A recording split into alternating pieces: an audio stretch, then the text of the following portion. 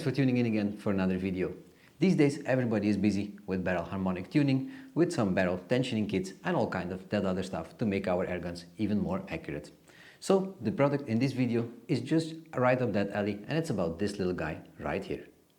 So some of you might recognize this little thing from the barrel tensioning kit FX has released just a few weeks ago. But the version I'm holding here is from a company called Air Rifle Associations, who was the first one to create the rear barrel holder block. And one of the brilliant engineers that came together with FX airguns to make their barrel tension system perfect. Now this little thing has two functions. The first one, very obvious, is to clamp down on your barrel. So if you want to tension it, the barrel will be firm in place, and while tensioning it, it won't pull out from the back block right here.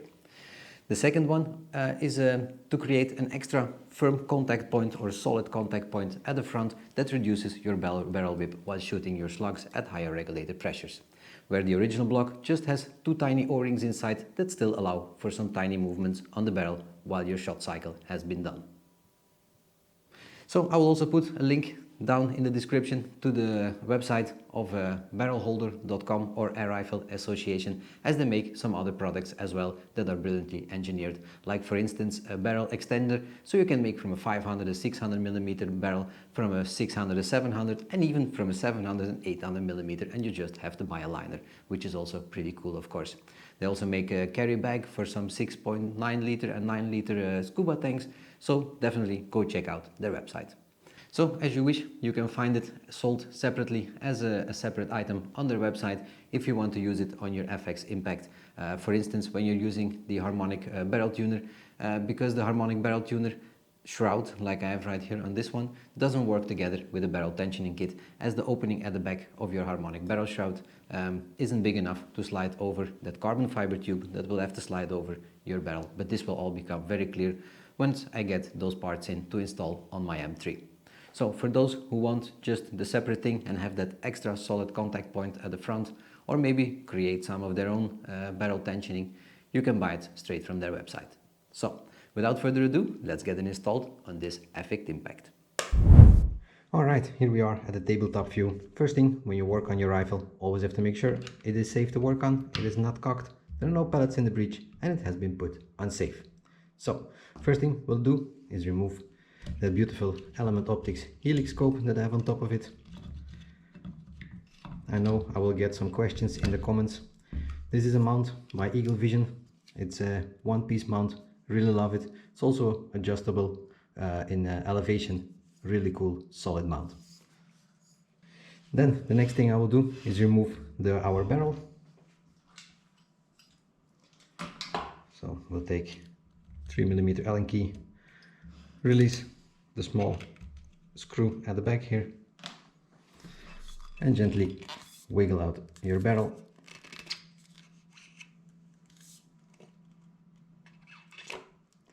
If you find your barrel goes stiff in and out, there are some O-rings in this block right here and the block in front. If you lube them, your barrel will slide in much easier.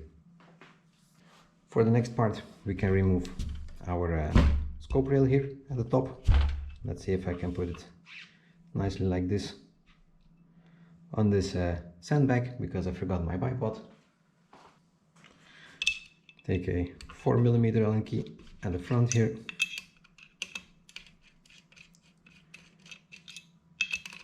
Release it all the way.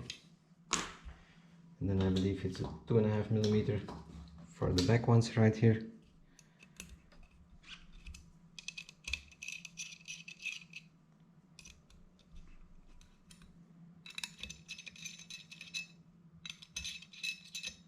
Make sure you back out them all the way.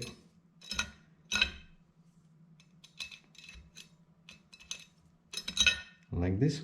Put it safely to the side as well. And then it should be as simple as just releasing the two front screws you see right here, because there is a bolt that goes right through it and secures here into that block. And it's this little block we would like to replace. So 2.5mm, release them just like this.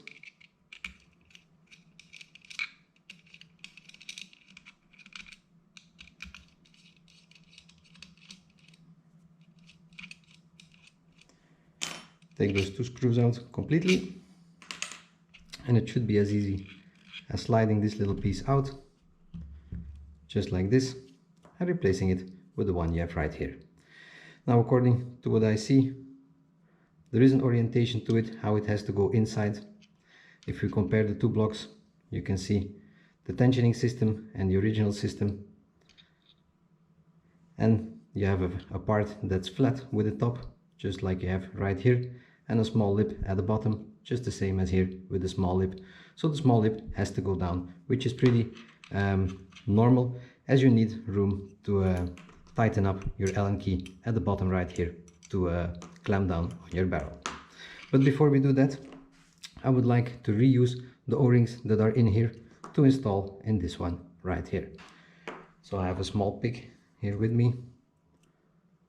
It should be fairly easy to take them out, just like this.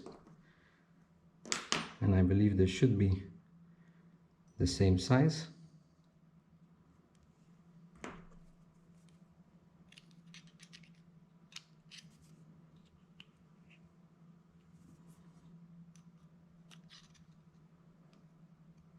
It is fiddly to get it in, it seems.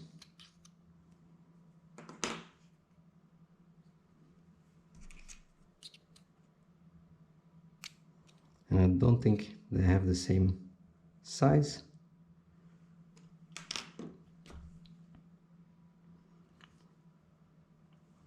The one on the back maybe is a different kind. Yeah, much smaller, as you can see. That's why there is a thickness difference in those two. So I believe it's a smaller one that will have to fit in here. Just like this. Hold it down, push it a little bit inside, and secure it in the groove you see there. Let me quickly grab another one for that groove right there. So with both O-rings installed, I also lube them up just quickly. I'll put an O-ring size somewhere up in the corner of the screen, so you can add that extra O-ring if you would like. Now, next step is that lip to the bottom with the opening of your Allen key downwards, just like this, sliding it back inside. Take your two screws, push them through, just like this, 2.5mm Allen key. Snug them up. Make sure it sits square on both sides, here and here. You can feel it with your fingers. You can also loosen just a little bit like this, so you still have a little bit of play on this block. And what you can do is take your barrel for 1 second, slide your barrel all the way through. Why do I do this? Very easy. Just to make sure the alignment with the barrel and this block with everything behind is in the same line, which is quite important and good thing to do.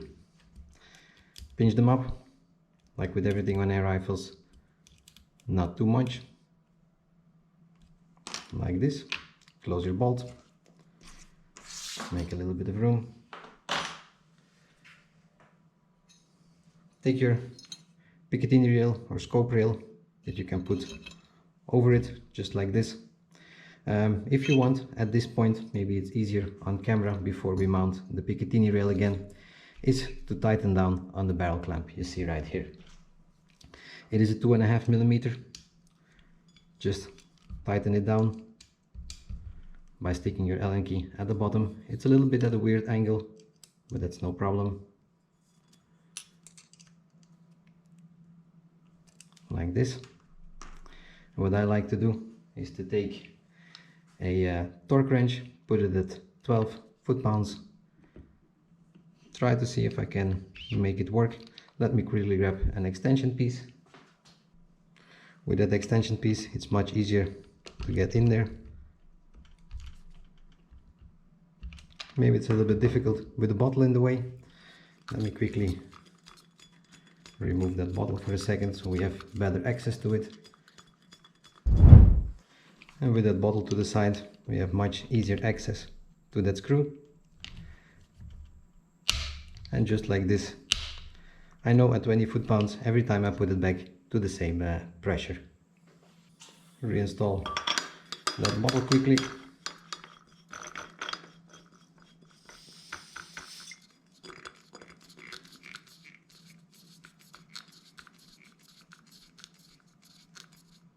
Like this. Now, a quick note for people who want to maybe make their own barrel tensioning. As you can see, if there is still a carbon fiber sleeve with the barrel tensioning over it, the harmonic barrel tuner won't fit anymore when you fit that barrel tensioning kit.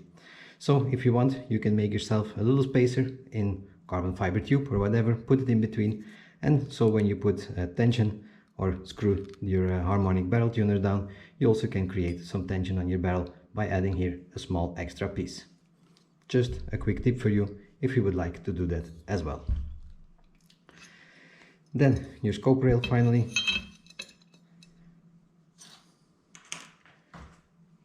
First the big screw at the front. I always like to start with that one. Now something I also would like to note, there was a viewer who commented on this, that his scope was shooting out of line. As you can see, this can slide left to right, and if you crank it down in this orientation, you have a misalignment on your Picatinny rail, making or screwing up your left to right adjustment on your scope as well. So make sure when you clamp it down, it's nicely centered on that backbone of your impact right there. Just a quick little tip for you, so you don't have that same problem.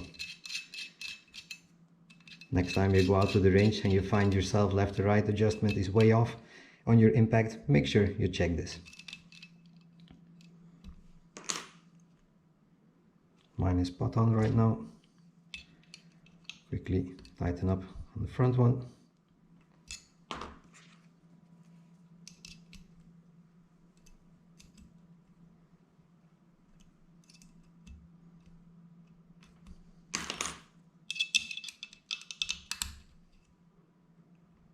Like this. And the last thing we can add is the beautiful scope again. Yes, that's the right spot. Nice with those thumb adjustments or thumb screws mounting my scope. Also, you can see it moves back and forward. I like to push it forward and then clamp it down.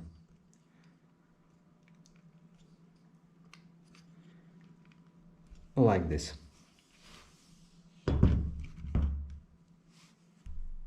So guys, as you could see, very simple to install. It just takes about a few minutes. You don't need to disassemble a whole lot to get it installed.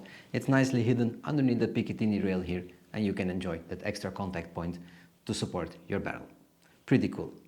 Now, make sure you like and subscribe for the next video, because in the next video I'll be unboxing or having a review at this product from Hunter Tactical, who makes some carbon fiber infused 3D printed magazines for the FX Impact, as well as this nice storage box to take with you to the range, so you can preload your magazines. They have some custom lids, they can custom print your name on it, pretty cool, so we'll have a look at that in the next video. That's it for now. I thank you for watching and I hope to see you back in the next one. Bye.